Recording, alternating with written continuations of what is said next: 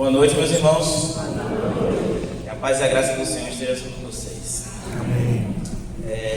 O tempo para passar é algo muito rápido, é simples, mas eu tenho pensado por algum tempo já sobre isso.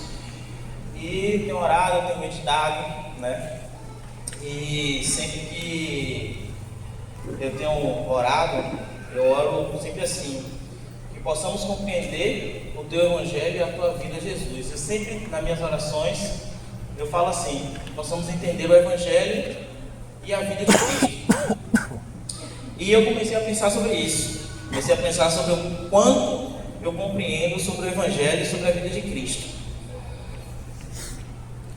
E como não bastasse eu ficar pensando nas coisas que eu mesmo falo, vem Augusto no grupo caseiro e solta uma frase: o Jesus que vamos apresentar é esse que nós conhecemos.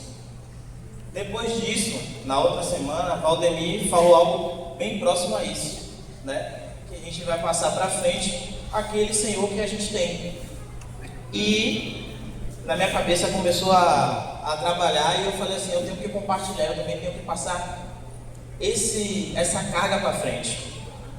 E a frase que se baseia é essa: Jesus que vamos apresentar é esse que nós conhecemos. Então, para dar início oficial ao que eu vou falar, temos algumas perguntas. Quanto do Evangelho nós conhecemos? Ou então, quanto de Jesus nós conhecemos? Se você está familiarizado com o reino de Deus, com a vida de Cristo, a ponto de conseguir passar ela para qualquer pessoa, eu comecei a fazer essa pergunta para mim mesmo. E nos pensamentos, teve um momento que eu lembrei daquilo que Paulo disse lá na primeira carta aos Coríntios 9:22, que ele dizia que estava com os judeus, se fazia com ele para ganhar eles, e também assim com os fracos, se fazia de fraco para ganhar os fracos. Então a gente entende que é necessário entender a linguagem do outro para poder ganhá-los, certo? E esse sempre foi o óbvio, né? Essa é a parte fácil: se juntar àqueles que a gente quer ganhar para poder ganhá-los sem ser como eles. Essa é a parte mais fácil que tem. Porém, a parte mais complicada é dar as boas novas da forma que eles compreendam. Para um advogado conversar com outro advogado, ele consegue entender a linguagem que o outro fala, assim como alguém que faz medicina, alguém que é professor de português, de matemática, enfim, todas as profissões, as pessoas elas conseguem compreender o outro, porque justamente estão envolvidos naquilo. E como eu disse, essa é a parte fácil. O difícil é você compreender a palavra a tal ponto de poder passar a outra pessoa na linguagem que ela entende. E eu, pensando nisso, eu comecei a pensar em algumas perguntas que a gente tem gravado em nossa mente, em nosso coração, e respondeu para mim mesmo quanto eu entendia dessas frases. Uma delas é: qual o principal objetivo da morte de Cristo? Se sair perguntando para cada um, todo mundo vai dar várias respostas, porém tem uma que vai ser unânime, que é aquela que está em 2 Coríntios 5:18. Ora, tudo isso provém de Deus, que nos reconciliou consigo mesmo por meio de Cristo e nos deu o ministério da conciliação. Ou seja, Jesus morreu e o principal objetivo era trazer a comunhão de Deus novamente com os homens. Pronto, essa é fácil, essa não tem muito discernimento, isso é algo que a gente é fácil de compreender. Mas me aconteceu uma situação em que eu li um versículo e depois eu fiquei pensando nele. O versículo está em Romanos 3:24, que diz assim: sendo justificado gratuitamente por sua graça, mediante a redenção que há em Cristo Jesus, a quem Deus apresentou como propiciação no seu sangue, mediante a fé, Deus fez isso para manifestar a sua justiça, por ter Ele na sua tolerância, deixando-os impunes de pecado anteriormente cometidos. Qual foi a situação que me aconteceu? Eu agora trabalho com higienização de estofados, né? Quem quiser pode me chamar no zap. Mas o ponto é que eu fui para casa de uma professora. E ela era uma professora de direito. Na voz dela era docente de direito, né? E trabalhava com direito penal, civil, enfim. Ela era uma pessoa muito gente boa, né? Uma casa linda, maravilhosa, tudo muito bonito. E eu falei que ia fazer o serviço. Comecei a fazer. Eu normalmente boto um fone para mim ficar ouvindo minha música, né? E enquanto a pessoa está lá ocupada. Ela, eu posso colocar um louvor? Eu falei, pode, deve. Ela colocou. E aí os louvores eu conhecia, comecei a cantar também aqui, não gritando, né? Mas comecei a cantar, ela observou que eu estava cantando. Aí ela baixou o volume e falou assim, você conhece os louvores? Eu falei, sou discípulo, não conheço. Ela, eu respeito muito Jesus Cristo. Ele me ama, eu amo Ele e eu tenho isso no meu coração. E está tudo bem. Só que ela falou isso de uma forma muito bonita, que eu fiquei assim, impressionado, né? Ela falou de uma forma muito formal, assim, eloquente. E era culto a forma que ela conversava. 50% das coisas que ela falava eu não entendia.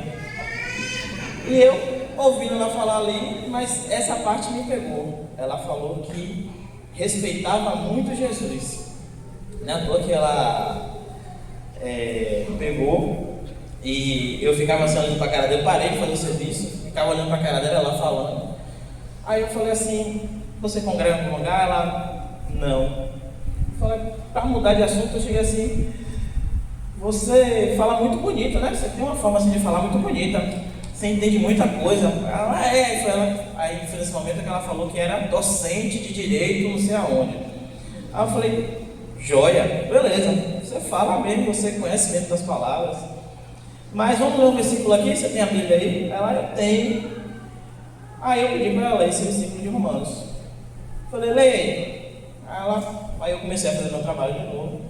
Ela leu, ela entendeu todas as palavras, o significado delas. Inclusive uma palavra que muita gente não entende até no nosso meio, chamado propiciação. Ela sabia que era uma forma de apaziguar a ira de um Deus. E ela entendia tudo que estava escrito, mas ela não entendia a palavra. Ela não conseguia compreender o que aquela palavra passava. E eu falei para ela, simplesmente a palavra de Deus diz que nós somos justificados através do seu Filho. E Deus ofereceu o seu Filho como sacrifício para a propiciação, como você falou, para apaziguar a ira de Deus. E a partir daí ela parou, olhou, e assim como ela entendia de direito muito bem, ela viu que eu conseguia entender daquela palavra muito bem. E aí foi agora que ela parou para me olhar e observar o que eu estava falando, assim como eu estava observando ela falar. E comecei a falar do Senhor ali, comecei a falar da vida dela diante do Senhor como está. E o que é que eu peguei disso, né? Quanto de Jesus a gente tem no nosso coração? Quanto da palavra do Senhor está fundamentada em seu coração, a ponto de você conseguir passar ela para qualquer pessoa, né? Você pega um profissional de direito que faz aí, tem ali seus casos, ele consegue falar o processo que dá para uma senhora, para um jovem, para um homem analfabeto, para qualquer pessoa. Ele consegue passar aquelas informações e a pessoa compreender, porque ele tem domínio sobre aquilo que ele estudou. O quanto do domínio da palavra do Senhor nós temos para poder passar para uma criança, para alguém que é docente de direito, para alguém que faz medicina ou para um desembargador, enfim, para qualquer pessoa. Você está preparado para poder falar isso para qualquer pessoa? E eu comecei a pensar isso comigo mesmo. Falei, quanto disso está no meu coração? O quanto o sacrifício do Senhor está em meu coração para eu entender e passar para outro. E a gente tem gravado em nossas mentes, graças a Deus, algumas frases como: Jesus morreu pelos nossos pecados, a salvação é pela graça. Mas a gente entende que Jesus foi morto para tirar o pecado e tirar a ira de Deus de nossas vidas. No momento que a gente parar para pensar nisso, a gente muda totalmente a nossa vida. Quando a gente entende isso no nosso coração, a gente aprende que a forma que a gente ora e lê é pouca. A gente muda tudo nas nossas vidas. E acrescentei algo mais do que eu falei no caseiro aqui, que é, a gente tem algo muito fácil. Eu estava falando com a Michelle em casa, e ela falou, a gente estava relendo as apostilas, a gente tem um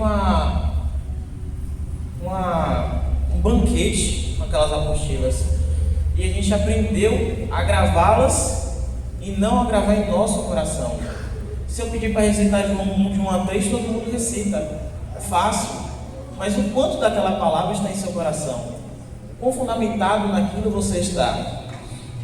E a gente começou a trabalhar isso agora em nossas vidas, né? De se fundamentar, de ter isso no nosso coração, enraizado em nossas vidas. Precisamos entender que Jesus Cristo veio com um objetivo, e que esse objetivo tem que ser passado para frente.